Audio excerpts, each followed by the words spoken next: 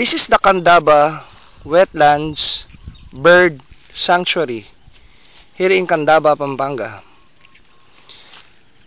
There are so many bird watching sites in the Philippines, and Candaba is included as one of the premier bird watching sites. There are other bird watching sites in the Philippines, including Olango Island in Cebu, the Bird Sanctuary in Parañaque,